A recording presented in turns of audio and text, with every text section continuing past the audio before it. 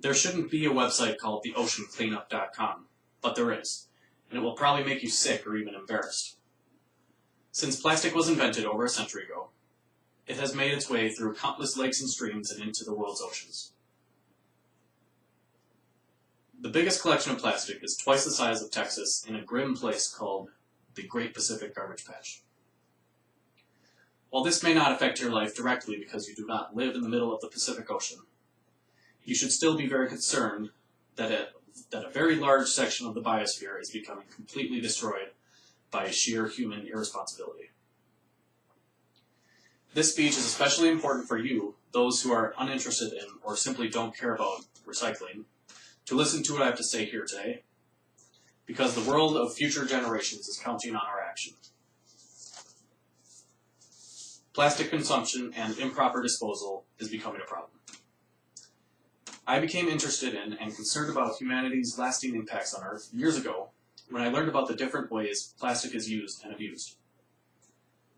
While I am not an expert about the lasting effects plastic have on the environment, I have done some research on this topic, have found credible sources, and am honestly concerned enough to find the relevant factual statistics and information to make you as concerned about this as I am.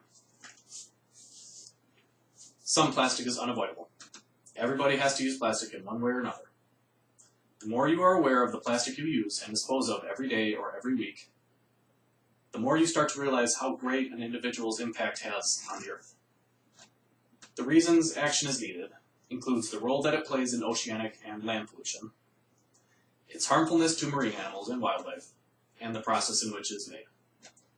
We will also be discussing the crucial things you can do to be part of the solution instead of the problem.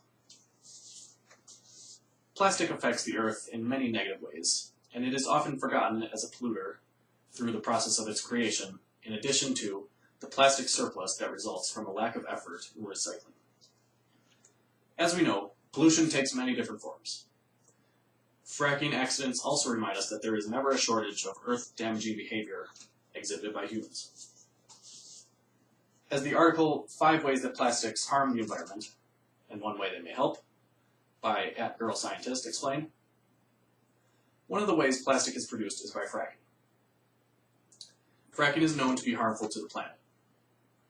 It puts toxins into the water, soil, and air, creates sinkholes, and also plays a role in the formation of earthquakes. The article also mentions how certain companies like INEOS negatively impact the environment because they have a very bad track record of causing serious damage, including leaks, spills, explosions, and even fires. It's instances such as this that make it clear that change is needed. In the same article, she discusses how not all plastic is recyclable, and not all recyclable plastic is recycled. This is a big part of the problem. It is first of all irresponsible to make an item unrecyclable in the first place, but is equally as irresponsible to not recycle everything you possibly can as an individual, or worse, your company can. It all comes back to education. Most people are unaware of the gravity of the situation, or don't care, and that is not at all how it should be. There needs to be more resources and initiatives to educate people on what to do and why it is important. Without trying to sound materialistic, plastic also looks downright ugly in the natural world. It does not belong there. Litter is an insult to the planet, and we need to prevent it from taking over the biosphere, which is there not only for human benefit, but for the millions of different species that call it home. Plastic is now starting to impact such a large portion of the biosphere that is becoming hard to ignore or cover up. The vast amount of wildlife that is affected by plastic is quite troubling, and this toxic form of trash is proving to be very hard for animals to avoid. Very large sections of planet Earth are still naturally wild, and we as a species should not want to ruin the symbiotic relationship we have with wild animals, or the environment that we share with them. The Earth will become an undesirable place to live if we do not maintain that delicate balance. According to the Ocean Crusaders website, there are 100,000 marine creatures killed by plastic entanglement every year, and around 1 million seabirds also die from plastic. This, among many other casualty statistics, should be reason enough to minimize your plastic use. The animals affected suffer in many ways when they eat plastic. Plastic consumption leads to malnutrition, intestinal blockage, or slow poisoning from the chemicals leached from or attached to plastic. Unfortunately, even once an animal is killed, the plastic doesn't go away. It is not biodegradable, so it just sits there in the ocean or on a beach, waiting to claim its next victim. When we look at the two most impactful ways to reduce plastic's environmental impact, we should consider eliminating single-use plastics and vamping up our recycle efforts. Single-use plastics are very economical, but also harmful at the same time. This poses the ultimate consumer dilemma. Why should we inconvenience ourselves if we are not affected directly?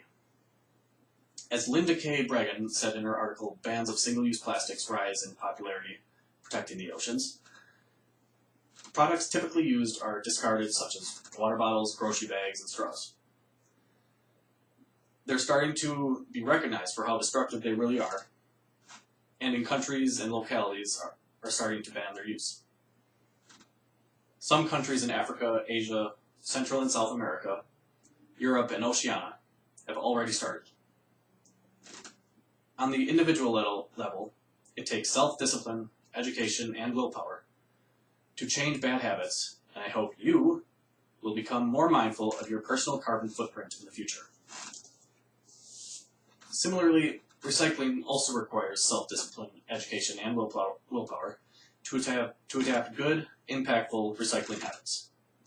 In Effects of Number and Location of Bins on Plastic Recycling at a University, the researchers conducted an experiment that found that consumers recycled substantially more plastic bottles when the recycling bins were located in classrooms.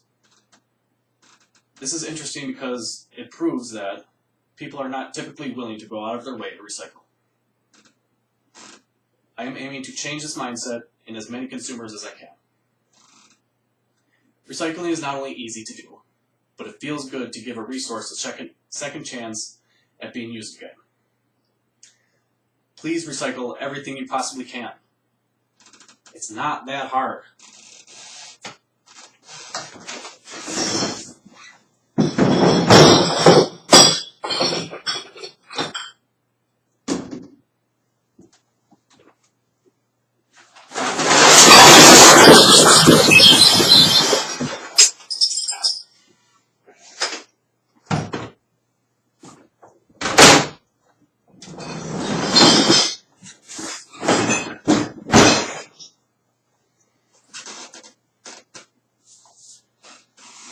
In review, human beings are causing some serious damage to planet Earth with many different types of plastics, but none are more prevalent than single-use ones. Humanity needs to make a conscious effort to stop using things like this,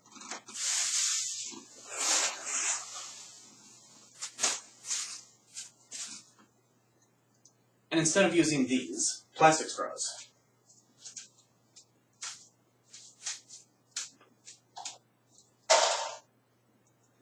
We should switch to alternative paper ones. What a concept. These biodegrade, those do not. Simple, albeit slightly more expensive products will eventually make things right.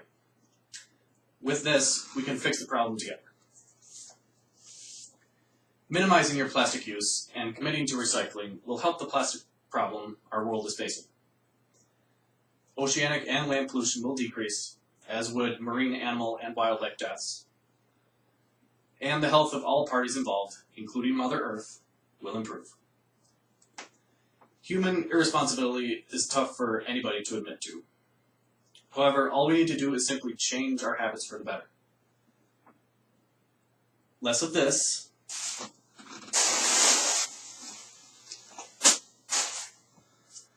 will be better for us all. Influencing change was my goal today. I leave with the hope that you will make the right call every single day.